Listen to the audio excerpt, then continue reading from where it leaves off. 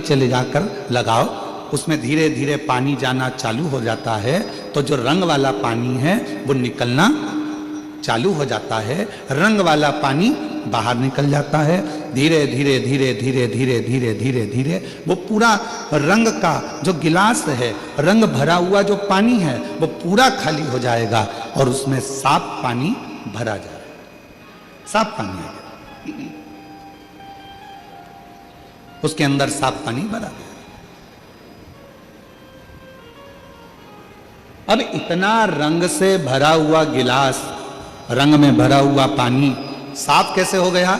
उसमें नया पानी आता गया आता गया आता गया, अच्छा साफ पानी आता गया, तो वो रंगीन पानी पूरा के पूरा समाप्त हो गया।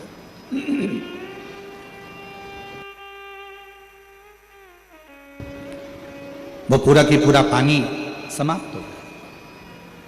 उसी तरह शिव महापुराण की कथा भी कहती है, बुरे लोगों का संग हो गया, कोई बात नहीं, बुरी आदत तुम्हारे अंदर आ गई, कोई बात नहीं। इस बुरे लोगों के संग को और बुरी आदत को हटाओगे कैसे, मिटाओगे कैसे? तो कहा किसी अच्छे व्यक्ति का संग पकड़ लो और अच्छे व्यक्ति का संग पकड़कर सत्संग करना प्रारंभ कर दो, तो बुरे व्यक्ति और बुरी आदत अपने आप धीरे धीरे समाप्त हो जाए।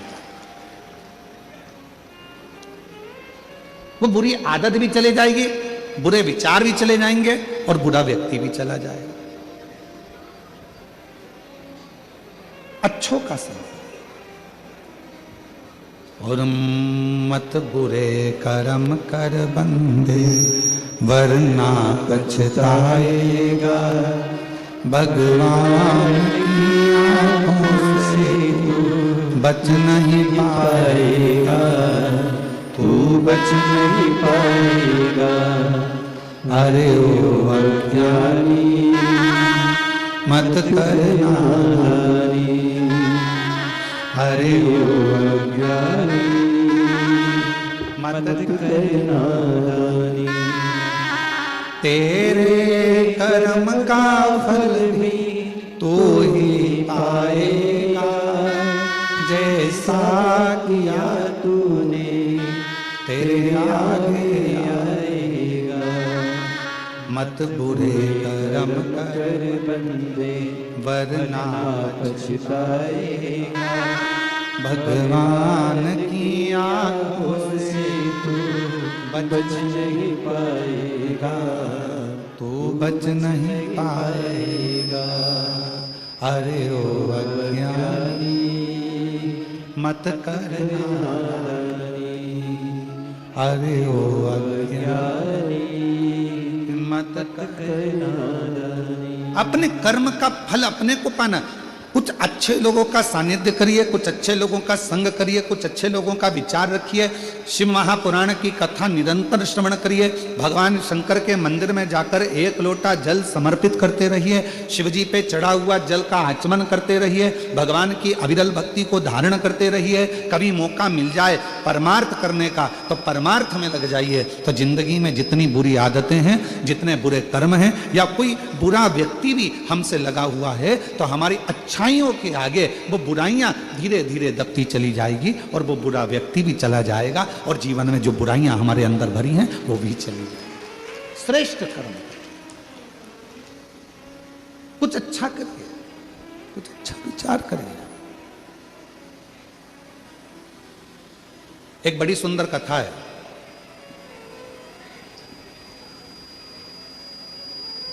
शिव महापुराण की एक बड़ा सुंदर और रोचक कथा है। हमारी एक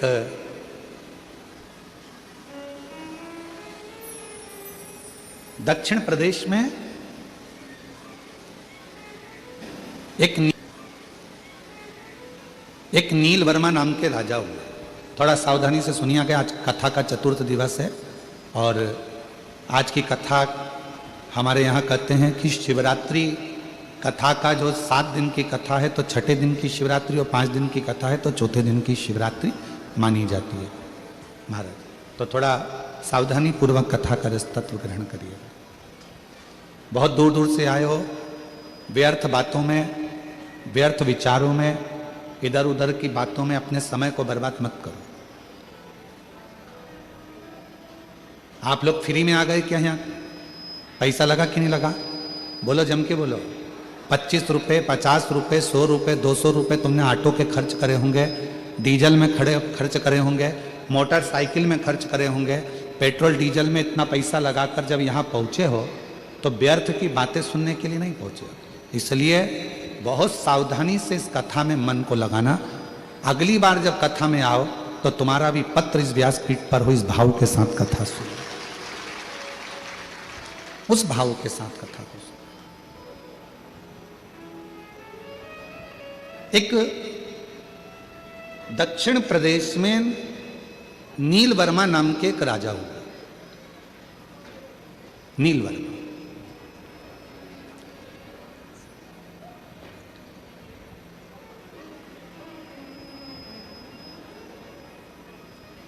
क्षेत्र का निरीक्षण करते थे, राज्य का पालन करते थे, और उस राज्य के पालन में एक दिन वो मृगा करने के लिए वनगमन को गए, शिकार करने के लिए गए।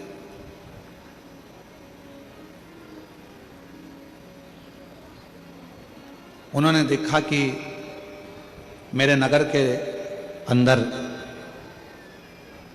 बहुत सुंदर सुंदर सरोवर हैं, बहुत सुंदर सुंदर वन क्षेत्र है। उस वन क्षेत्र में जब वो भ्रमण करते करते करते करते करते पहुंचे तो उन्होंने एक सरोवर देखा, जिस सरोवर के तट पर एक बहुत सुंदर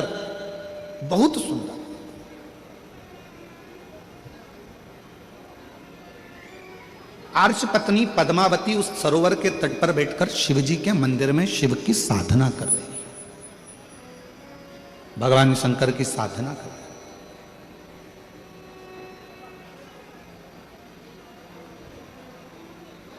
और शिव महापुराण की कथा कहती है,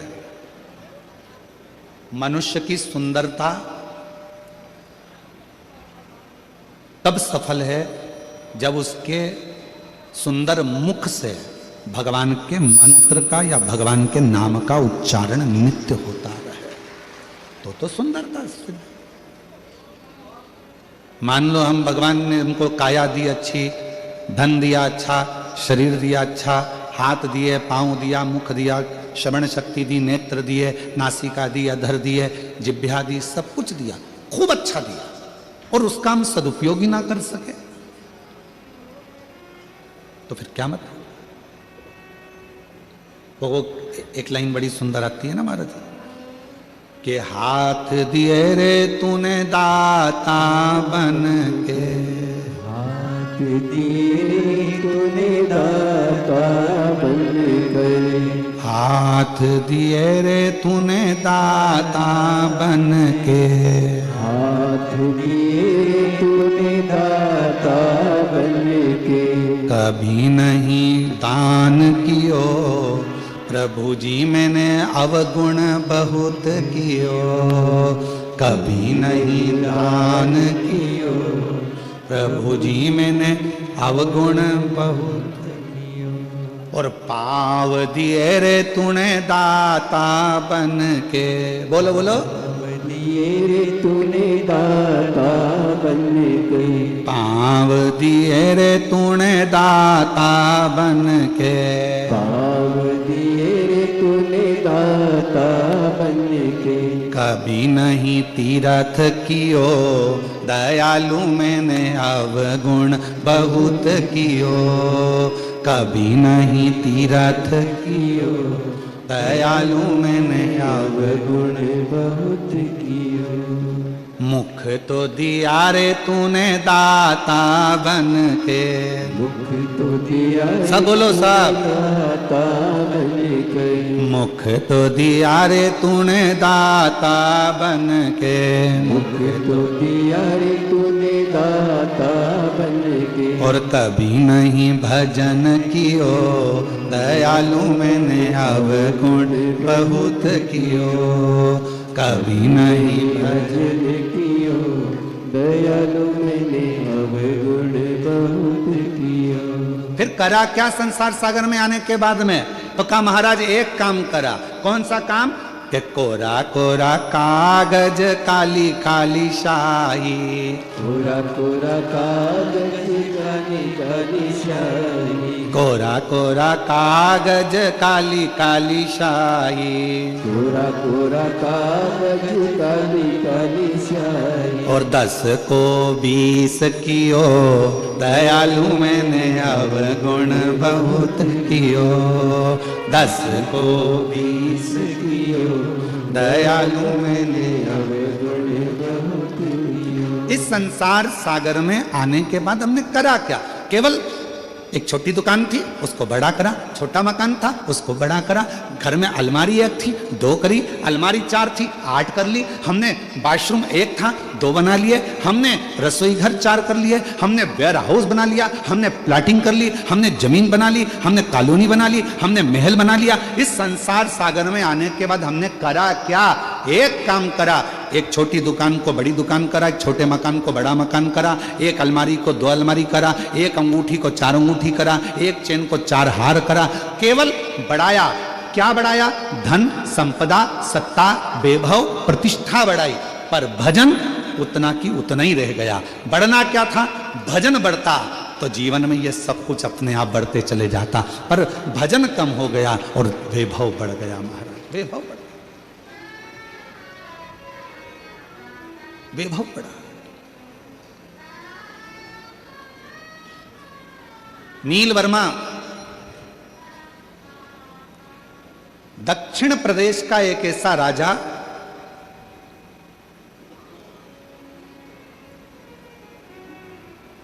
आर्ष पत्नी पद्मावती को देखकर उसके मन में आया कि कितनी सुंदर स्त्री है, कितनी सुंदर, इसकी सुंदरता इतनी इतनी सुंदर। पर कुछ भी हो, इसको तो अब मुझे अपना बनाना है। सुंदरता देखकर आर्ष पत्नी को अपना बनाने के लिए नीलवर्मा लग गया, और राजा नीलवर्मा ने उसको बनाने के लिए एक बार जाकर उसके पीछे पीछे पीछे पीछे गया तो मालूम पड़ा ये तो पत्नी है किसी की, फिर भी सुंदर है, मैं इसको अपना बनाऊंगा। राजा ने उसको रोक लिया बीच मार्ग में, बीच मार्ग में रोका और रोककर कहा कि मैं तुम्हें अपना बनाना चाहता हूं, अपने पति को त्याग दो, मेरी बन जाओ। अर्श पत्नी पद्मावती ने हाथ जोड़कर कहा कि मैं अपने पति का सम्मान करती हूं, आदर करती हूं, उसको मान सम्मान से मैं परमेश्वर मानती हूं, और मैं आपकी ओर देखना भी पसंद नहीं करती। इतना तो सुनना था। नीलवर्मा राजा को क्रोध आ गया, इतना क्रोध नीलवर्मा राजा को आया, इतना क्रोध आया, इतना क्रोध आया। उस क्रोध के बल पर नीलवर्मा राजा ने विचार कर लिया कि अब जितने भी मंदिर हैं शंकर के, सारे के सारे मंदिरों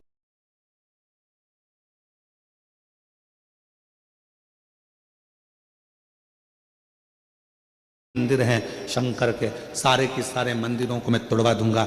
जब शिव ही नहीं रहेगा, पूजन किसकी करेगी? फिर तो मुझे भजेगी, फिर तो मुझे जानेगी। पर कौन बताए, लगन तुमसे लगा बैठे जो होगा देखा जाएगा, और तुम्हें अपना बना बैठे जो होगा देखा जाएगा। कौन?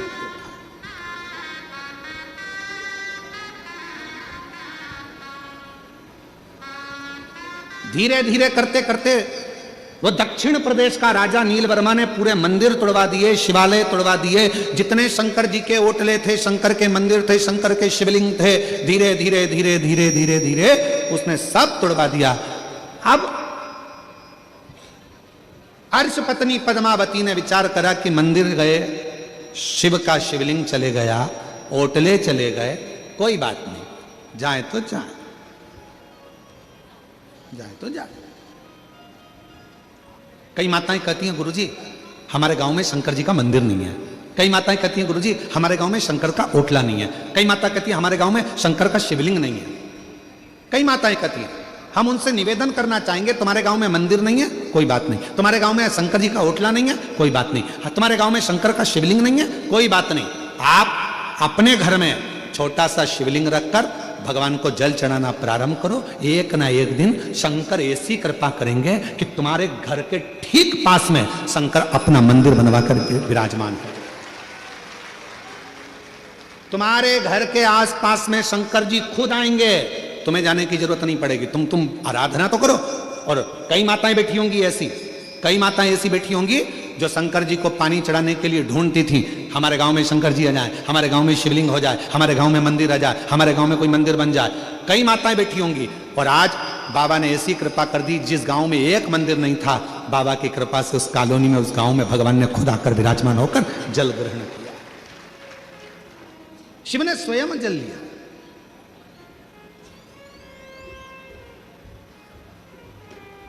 मेरा बाबा कहता है, एक कदम चलो मेरी ओर, मैं 4 कदम चलूंगा तुम्हारी ओर। 4 कदम। तुम 1 लोटा जल मुझे देते हो, बाबा कहते हैं उस 1 लोटे जल से इतना वैभव मैं तुझे प्रदान कर देता हूं कि पूरी जिंदगी तुझे संभालने का बल अपने पास रखता हूं। पूरी जिंदगी। एक पत्र अच्छा है, देखिए।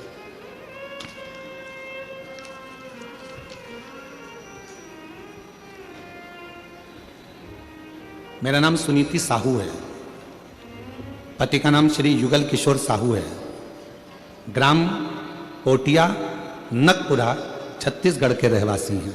कहीं बैठे हो तो हाथ हिला सकते हैं। आप ही हैं, आ जाइएगा, एक बार वापिस हाथ हिलाओ। मेरा नाम सुनीति साहू, आ जाइएगा।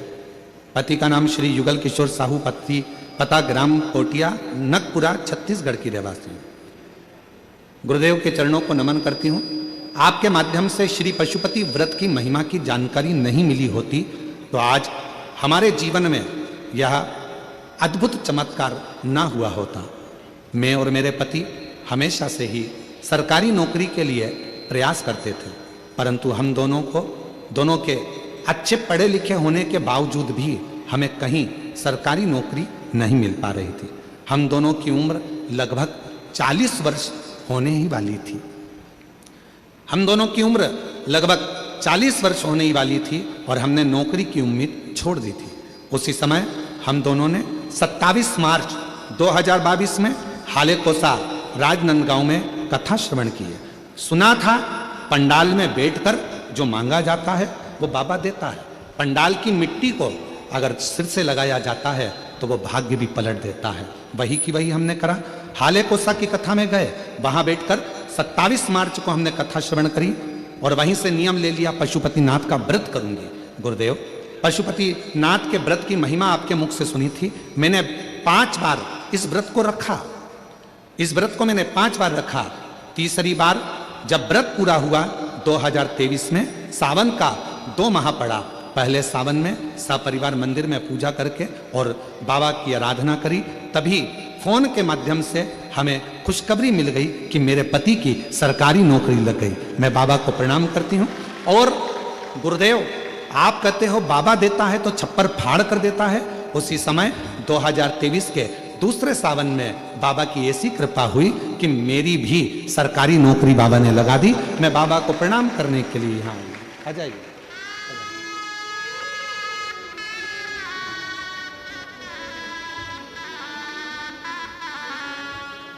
मुझे सी भावना लाया वो ऐसा ही फल पाया। मुझे सी भावना लाया वो वैसा ही फल पाया। नहीं खाली उसे लौटाया वो मन ही मन और कर दिया माला माल काशी वाले, लुटा दिया भंडार काशी वाले, लुटा दिया भंडार काशी वाले। कर दिया माला काशी वाले ने। भगवान शिव की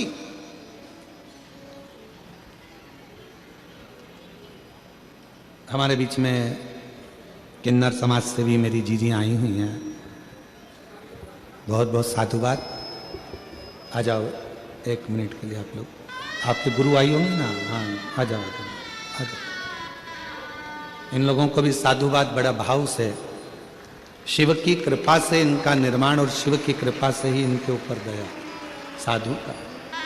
जब भी छत्तीसगढ़ में आसपास क्षेत्र में कथा होती है तो इन दीदियों का आना आगमन होता है और बड़े भाव से ये लोग पधारती हैं, हृदय से शिव महापुराण की कथा को श्रवण करती हैं। एक बार जोरदार ताली बजाकर इनके लिए साधुवाद है। साधु शिव तत्व है। प्रसन्नता का विषय होना चाहिए कि आज संपूर्ण देश शिव महापुराण की कथा से लाभान्वित हो रहा है।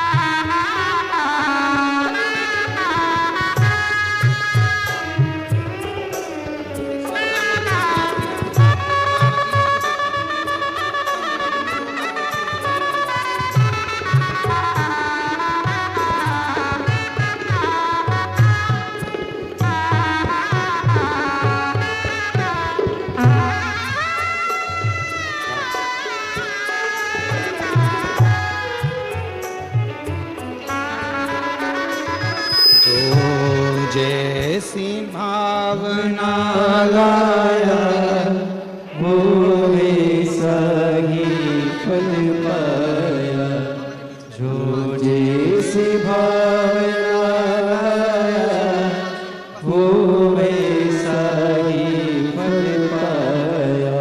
और कर दिया माला माल काशी वाले ने लुटा दिया भंडार काशी वाले ने। शिव क्या ना देवे। कई लोग कहते हैं हमारे गांव में मंदिर नहीं है, कोई कहता है हमारे गांव में शिवलिंग नहीं है, कोई कहता है हमारे गांव में शंकर का ओटला नहीं है, कोई हमारे गांव में शंकर का ओटला नहीं है, कोई कहता है हमारे गांव में शिव प्रतिमा नहीं, शिवलिंग नहीं। मेरी जीजियों, निवेदन है अपने घर में छोटा सा शिवलिंग रखकर उसकी आराधना करना प्रारंभ करो। धीरे धीरे धीरे धीरे अपने आप तुम्हारे गांव में, तुम्हारे मोहल्ले में, तुम्हारी कॉलोनी में, तुम्हारे नजदीक में शंकर का मंदिर बनकर ही रहेगा। शिव तुम्हारे करीब में आकर ही, आप भजो तो।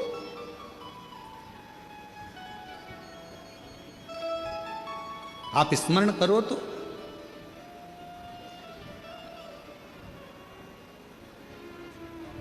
नील वर्मा ने सारे मंदिर तोड़वा दिए राजा ने, और राजा नील वर्मा ने सारे मंदिर तोड़वा दिए, शिवलिंग तोड़वा दिए, मंदिर हटवा दिए, होटलें हटवा दिए।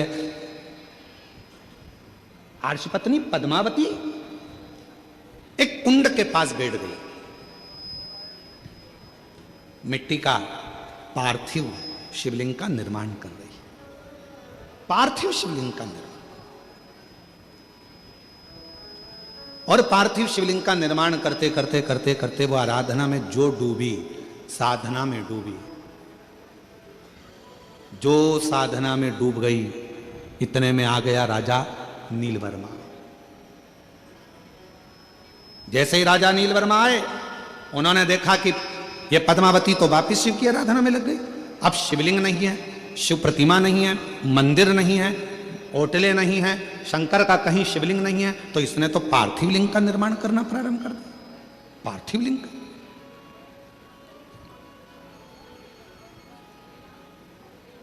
क्या करा जाए? क्रोध आ गया राजा को, और राजा ने उसी समय पर गुस्से में आकर अपने पांव के अंगुष्ठ भाग को तोड़ने के लिए लगाने ही वाला था।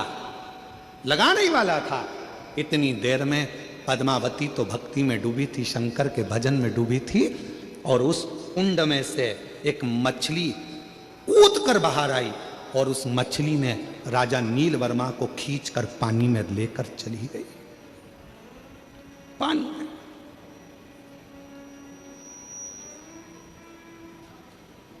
जैसे ही वो मछली अंदर लेकर गई, राजा का शरीर एक डुबकी लगाकर वापस बाहर आया तो शरीर था तो ठीक, पर जब राजा अपने घर पर गया तो शरीर कंपायमान होने लगा, कंपित होने लगा, शरीर में कंपन उत्पन्न होने लगा। राजा सही से खड़े भी नहीं हो सकता था, राजा बैठ भी नहीं पा रहा था, चल नहीं पा रहा था। पूरे नगर में सूचना हो गई कि राजा ने शंकर भगवान का ऐसा अपमान करा है, शिव का ऐसा अपमान करा है कि राजा का शरीर अब कंपायमान हो रहा है, राजा का शरीर श्रेष्ठ नहीं है। मेरी जीजियों, मेरे जीजाओं, मेरी बेटियों, मेरे बेटाओं, मेरे बुजुर्ग माँ बाप, एक बात को याद रखना, बन सके तो जिंदगी में थोड़ा अच्छा करने का प्रयास करो। कोई मंदिर का निर्माण हो रहा है, उसमें हाथ बढ़ाकर काम करने का प्रयास करो। अपने यहाँ कोई अच्छा कार्य हो रहा है, उसमें थोड़ा सा आगे बढ़कर सहयोग करने का प्रयास करो। अपने गांव में कथा हो रही है तो उसमें हाथ बढ़ाकर आगे बढ़ाने का प्रयास करो कि हमारे नगर में, हमारे गांव में, हमारे क्षेत्र में कथा हो रही है, कम से कम शिव ने कृपा तो करी, जो यहाँ कथा हो रही है थोड़ा आगे बढ़कर उसमें प्रयास करो कि भगवान ने अगर तन अच्छा दिया है उसको लगाओ, मन अच्छा दिया है उसको लगाओ, धन अच्छा दिया है उसमें से एक पंखड़ी कथा में लगाने का प्रयास करो, मंदिर में लगाने का प्रयास करो। और अगर ये भी नहीं कर सकते हो तो कम से कम वहां जाकर प्रेम से उसकी आनंदता कर दो कि बहुत अच्छा काम कर रहे हो, बहुत बढ़िया काम कर रहे हो। पर इतना याद रखना, हाथ बढ़ाना, पर कोई धार्मिक आयोजन हो रहा हो तो उसमें अपनी टांग मत अड़ाना। हाथ बढ़ाना पर अपनी टांग मत अड़ाना। क्यों?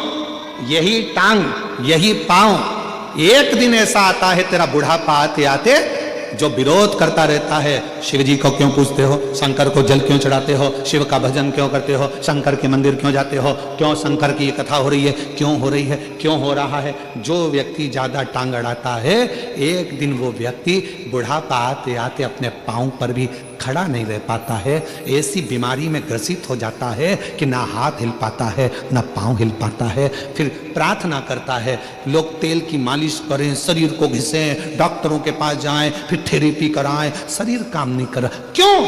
हमने इस शरीर का सदुपयोग नहीं करा। सदुपयोग करें।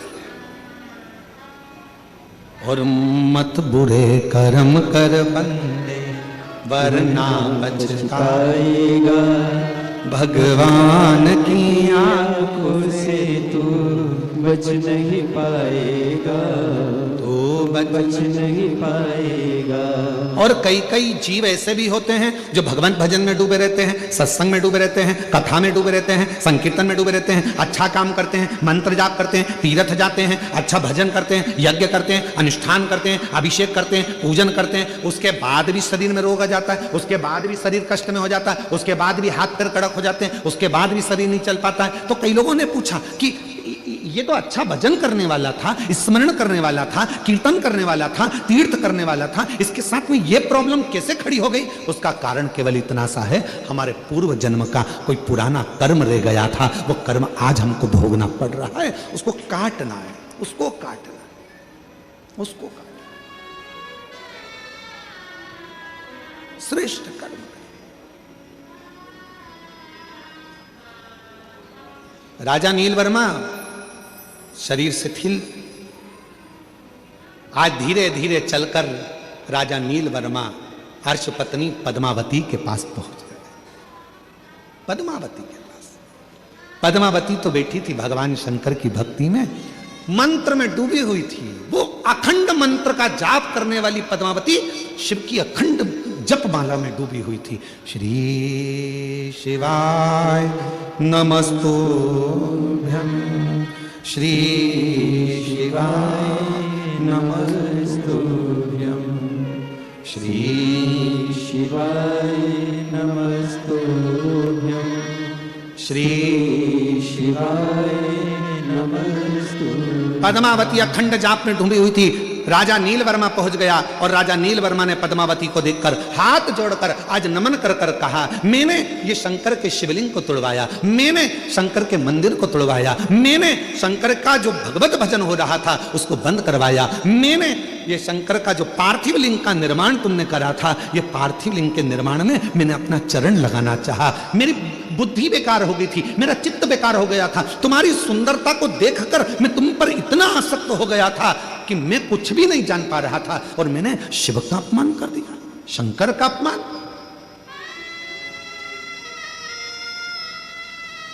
विनाश काले क्या बोलते हैं? विपरीत बुद्धि। विनाश काले विपरीत बुद्धि।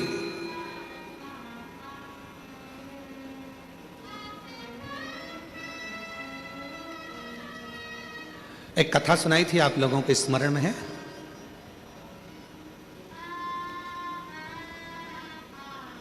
आप सब लोग कौशल प्रदेश के रहने वाले हो, राम जी के ननिहाल के हो। माता कौशल्या की एक कथा सुनाई थी पहले टीवी पर, आप लोगों में से कई लोगों ने सुनी होगी। लंका ने जो हरण, रावण ने जो हरण करा था वो कथा। मां कौशल्या, माता कौशल्या शिव जी की परम आराधना करती थी, भगवान शंकर की परम भक्त थी। और लंका के राजा रावण ने एक बार सारे ग्रहों को एकत्रित कर कर पूछ लिया था, बताओ ग्रह मेरी मृत्यु कैसे होगी? किसी ग्रह ने जो बताता था, राजा उस लंका का राजा रावण उस ग्रह को बंदी बना लेता था। फिर भी रहा नहीं गया तो एक ग्रह ने कह दिया कि तुम्हारी मृत्यु का कारण कौशल राज की लड़की कौशल्या, कौशल्या माता के गर्भ से एक बेटा जन्म लेगा, भगवान श्री राम, वो तुम्हारी मृत्यु का कारण बनेंगे। तो रावण के हृदय में ये बात खल गई और उसने माता कौशल्या जी को उसी समय पर जाकर कौशल राज की नगरी में, इसी छत्तीसगढ़ की पवित्र धरा पर आकर लंका के राजा रावण ने कहा कौशल राज से कि आप एक निवेदन स्वीकार करो, कौशल्या जी को मुझे दे दो, विवाह मेरे साथ करो। नहीं, नहीं,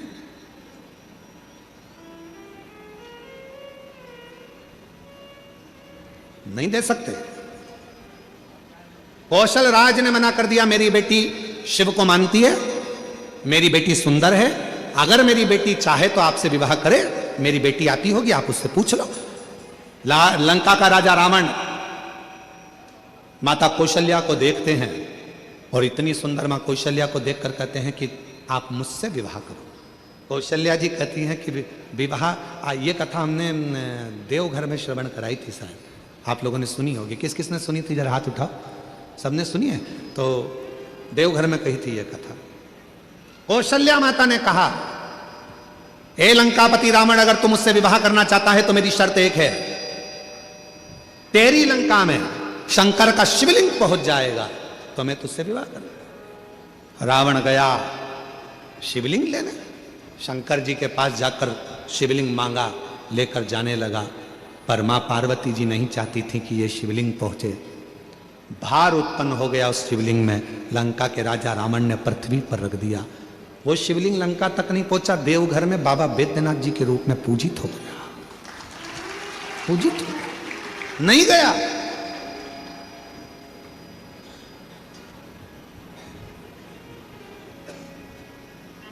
वो गया ही नहीं।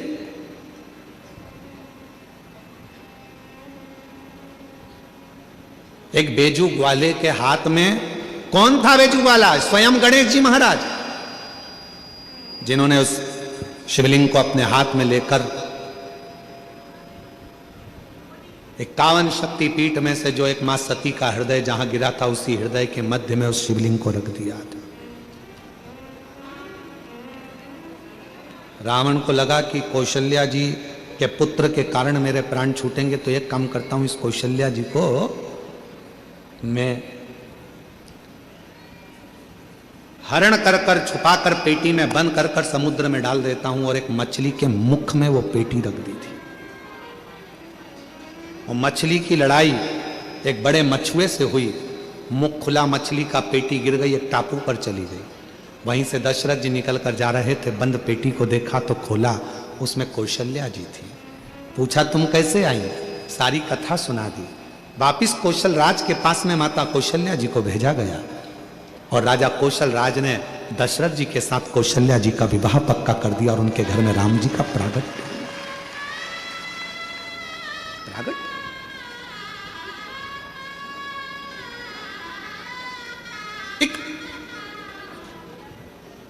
अर्श पत्नी पद्मावती के पास में राजा जाकर कहता है, राजा नीलवर्मा कहता है, अरे तुम इतनी सुंदर थी कि तुम्हारी सुंदरता के चक्कर में मैंने शिव का अपमान कर दिया। सुंदरता के और विनाश काले विपरीत बुद्धि, विनाश काले विपरीत बुद्धि। जब समय पलटी मारता है तो बुद्धि भी अपने आप विपरीत होती चली जाती है।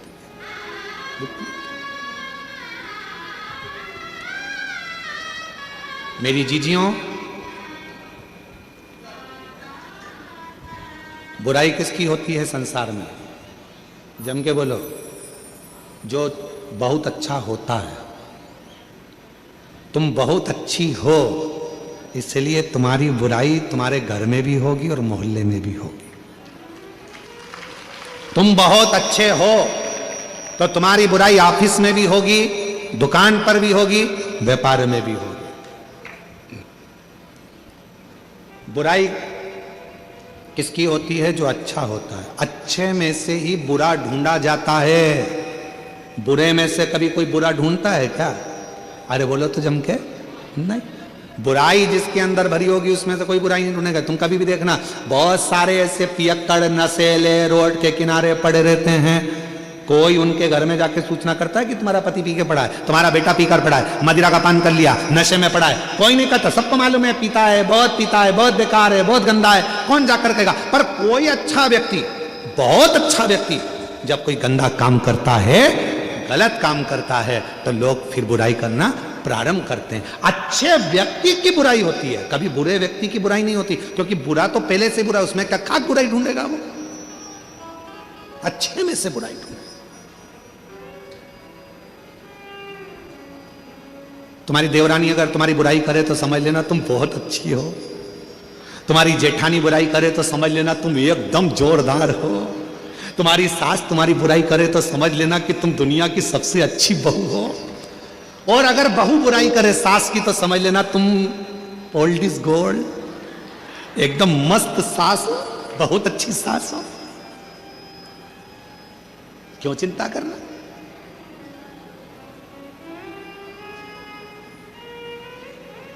क्यों विचार करना? महाराज,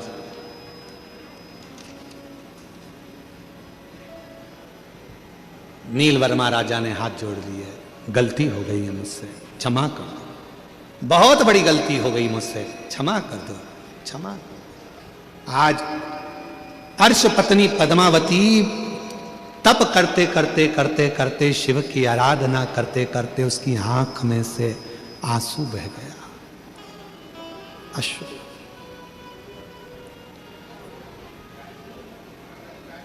और महादेव तुम्हारे चरणों में मैं तुम्हें मनाने आया।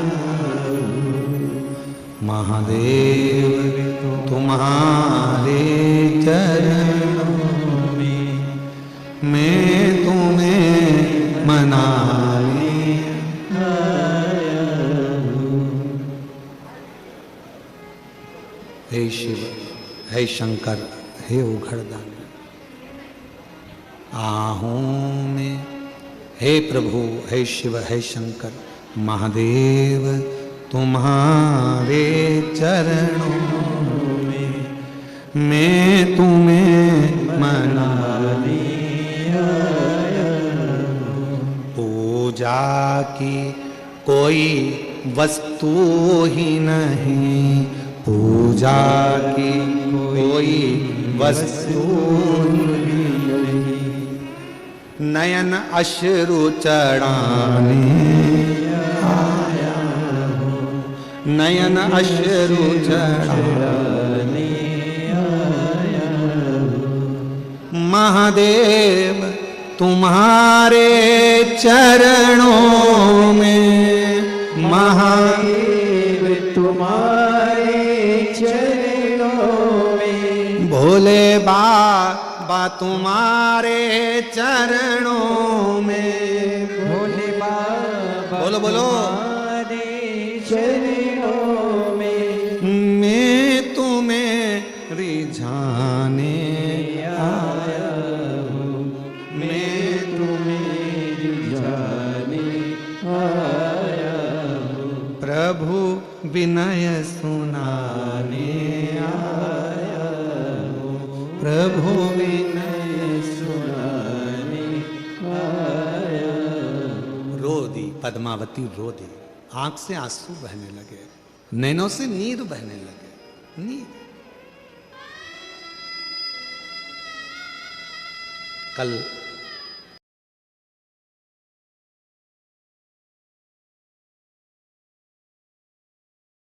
नैनों से नीर बहने लगे। नीर कल वो माता जो जिनके वो खेत में आग लगी थी और वो आग बुझ गई थी, उसकी आंख में आंसू थे। हमने कहा माइक में बोलो ना तुम्हारा गांव का नाम। मैं कैसे बोलूंगी, मैं नहीं बोलूंगी। इतनी सरलता थी। जिस यूट्यूबर ने वो डाला था वो भिलाई टाइम्स वाले ने डाला था उसको। एक बार जोरदार ताली बजाओ उनके लिए, बहुत पसंद। अगर आए हो कोई उनका जो भी भिलाई टाइम्स से जिसने उस माता के लिए डाला था, उसका नाम था गौरव यादव। उसने भी उसको कैच करा था। उसका अगर कहीं बैठे हो, अगर वो यूट्यूबर यहाँ आए हो तो वो आ सकते हैं, हमारी तरफ से उनको आमंत्रण है। भिलाई टाइम्स वाले ने वो माता का वीडियो उन्होंने डाला। साधुता है उनको, साधु। शिव कथा कर रही, भगवान शंकर का पवित्र चरित्र करा, नैनों से नीर बह रहा था, पद्मावती की आंख से आंसू बह रहा था। शिव कथा कहती है शंकर का भक्त जब रोता है तो उसका अश्रु भी शिव का ही एक प्रतिबिंब बन जाता है और वह जगत का कल्याण कर देता है। अगर प्रेम से रो रहा है शंकर का भक्त, यदि शिव को रिझाने के लिए, शिव को मनाने के लिए, शंकर की भक्ति के लिए, शंकर का अनुमोदन के लिए, शंकर को प्राप्त करने के लिए, शंकर की अविरल भक्ति में अगर कोई शंकर का भक्त रोता है तो उसका अश्रु भी शिव का प्रतिबिंब बन जाता है।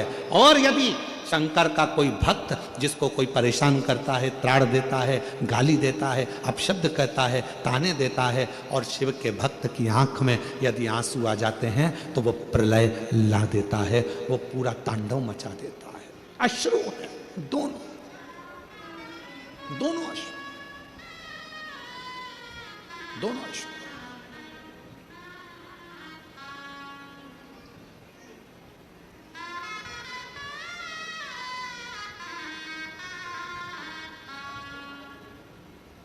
महाराज नीलवर्मा ने हाथ जोड़ लिए, क्षमा कर दीजिए, गलती हो गई, बहुत बड़ी गलती हो गई है, क्षमा कर दीजिए। पद्मावती रो रही थी, आंख में से आंसू एक नीचे गिरा था। इतनी देर में उस अश्रु जो गिरा था, उस अश्रु के गिरते ही कुंड में से आवाज आने लगी। एक सरोवर में से मछली उछली, आवाज लगाई,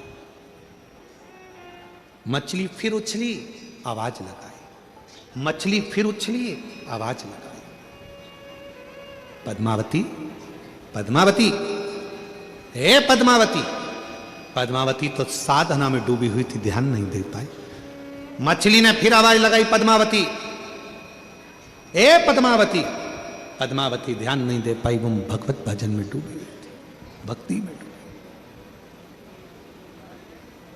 आखिरी में जब आवाज लगाई, मछली फिर उछली पानी में से, आवाज सुना पद्मावती ने। पद्मावती ने हाथ जोड़कर कहा, कहां से आवाज आ रही है? मछली में से आवाज आई, पद्मावती, जिस शिव की तू आराधना कर रही थी, आज वही मैं शिव इस मछली के प्रतिबिंब स्वरूप में यहां विराजमान हूं। इस मछली के प्रतिबिंब से। पद्मावती राजा नील वर्मा से कह दे, उसने इस कुंड में जो तू शिवलिंग का विसर्जन करी थी उसमें पांव लगाने का प्रयास करा था, इसी कुंड में राजा से बोल स्नान करे।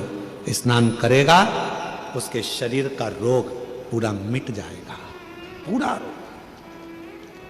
पद्मावती ने कहा नील वर्मा राजा से, राजन इस कुंड में स्नान कर लीजिए, जाओ स्नान करो। नील वर्मा राजा जैसे उस कुंड में प्रवेश करा, निकलकर जब बाहर आया पूरा शरीर राजा का अच्छा हो गया। पद्मावती के चरणों को प्रणाम कर लिया। मैं नहीं जानता था कि शिव भक्ति में इतना बल होता है कि शंकर भी मछली का प्रतिबिंब धारण कर कर प्रकट होता है। शिव भी मछली का प्रतिबिंब धारण कर कर प्रकट होता है। पूरे विश्व में, पूरे भारत की भूमि पर कहीं ऐसा मंदिर नहीं है जहां शंकर भगवान मछली के रूप में पूजाते हैं। तमिलनाडु में, दक्षिण में आज भी शंकर का एक ऐसा मंदिर है जहां शंकर के शिवलिंग की जगह पर एक मछली की मूर्ति रखाती है और जिसको पूरे लोग शिव मानकर पूजन करते हैं। जहां वो कुंड विराजमान है, जिस कुंड में स्नान करने के बाद काया का रोग समाप्त हो जाता है। आज भी तमिलनाडु में मंदिर है, आज भी विराजमान। शिव, पशु के शिव, पक्षी के शिव, सबके शिव, सबके।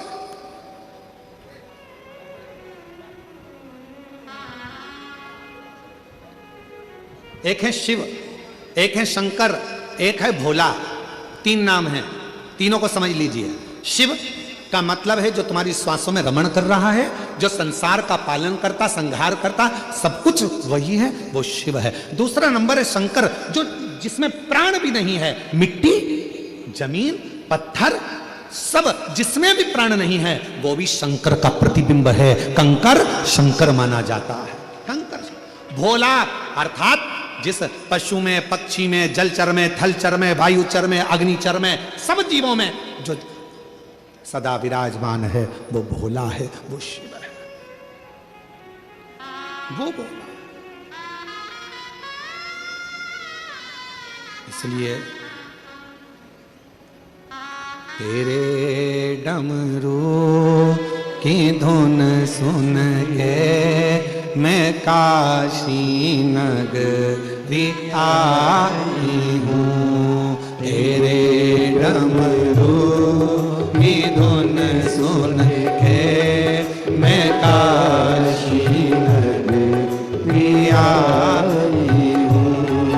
तेरे डमरू की धुन सुन के मैं काशी नगरी आई हूँ।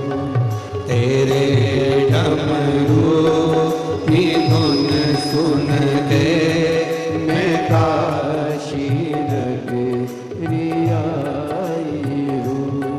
मैं काशी नगरी आई हूँ। मैं काशी नगरी आई हूँ। मैं काशी नगरी आई हूँ। मैं काशी नगरी आई हूँ। मैं काशी नगरी आई हूँ। मैं काशी नगरी आई हूँ। मेरे भोले ओ बम भोले, मैं काशी नगरी आई हूँ। मेरे भोले ओ बम भोले, मैं काशी नगरी आई हूँ।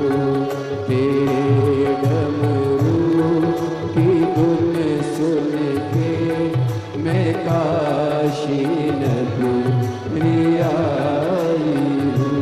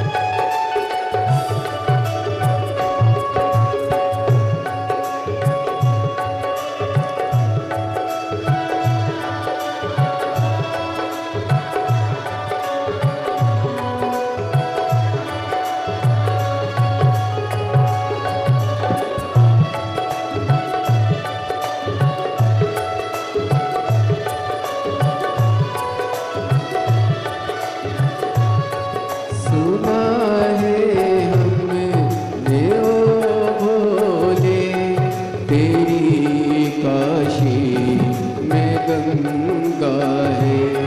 सुना है हमने ओ भोले तेरी काशी में गंगा है। सुना है हमने ओ भोले तेरी काशी में गंगा है। सुना है हमने ओ भोले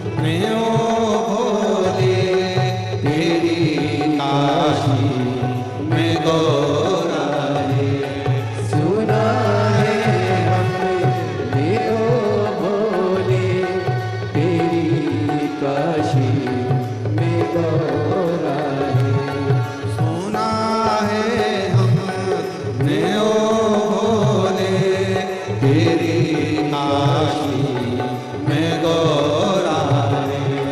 सुना है हमने देवों ने तेरी काशी में गौरा रे। उसी गौरा को पाने को मैं काशी नगरी आई हूँ। उसी गौरा को पाने को मैं काशी नगरी आई हूँ। मेरे बोले ओ बम बोले मैं काशी नगरी आई हूँ। मेरे बोले ओ बम बोले मैं काशी नगरी आई हूँ। मेरे भोले ओ बम भोले मैं काशी नगरी आई। मेरे भोले ओ बम भोले मैं काशी नगरी आई। मेरे भोले ओ बम भोले मैं काशी नगरी आई।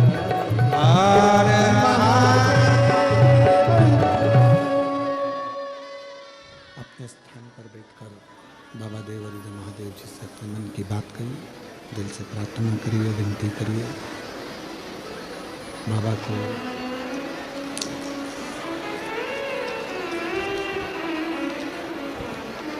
अपने मन का भाव कहो, शंभु शंभु शंभु। अपने मन का भाव देवाधिदेव महादेव से, बाबा से। ये रिटर्न नहीं चल रहे हैं तुम्हारे, ये वाले भगवान शिव से बाबा से प्रार्थना करेंगे। नकपुरा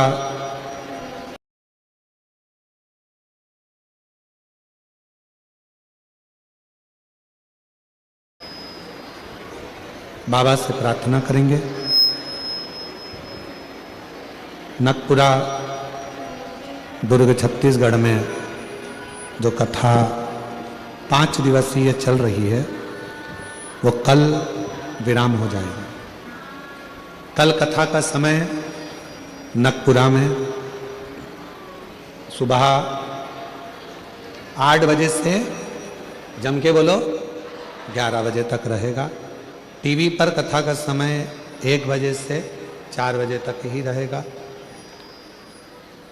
ये कथा कल विराम हो जाएगी 21 तारीख को। फिर 24 तारीख से 28 तारीख तक 5 दिवसीय शिव महापुराण की कथा दोपहर में 2 बजे से 5 बजे तक पौधार स्कूल के पास JP infra complex, Hatkesh, Mira road, east Mumbai में शिव महापुराण की कथा रहेगी। 5 दिवसीय कथा रहेगी जो 24 से 28 तारीख तक दोपहर में 2 बजे से 5 बजे तक रहेगी। भाव से उस कथा का लाभ 24 से 28 दिसंबर तक आप और हम श्रवण करेंगे। फिर 4 जनवरी से 10 जनवरी तक सूरत गुजरात में कथा रहेगी। 16 जनवरी से 22 जनवरी तक बड़ौदा गुजरात में कथा रहेगी। 5 फरवरी से 9 फरवरी तक नांदेड़ महाराष्ट्र में कथा रहेगी। 11, 12, 13 फरवरी को डबरा मध्य प्रदेश में कथा रहेगी। फिर 14 से 20 फरवरी रुद्राक्ष महोत्सव सीहोर में रहेगा। ऐसे पवित्र कथाओं का क्रम रहेगा। बाबा से आज कथा का शिवरात्रि है। दिल से बाबा को प्रार्थना करो, भाव से विनय करो, निवेदन करो, विनती करो। बाबा को अपने मन का भाव कहिए, प्रार्थना करिए। साथ में बोलिएगा। आपकी आवाज़ व्यासपीठ तक, व्यासपीठ और आपकी आवाज़ बाबा देवाधिदेव महादेव तक जाए। दिल से बाबा को प्रार्थना करिए।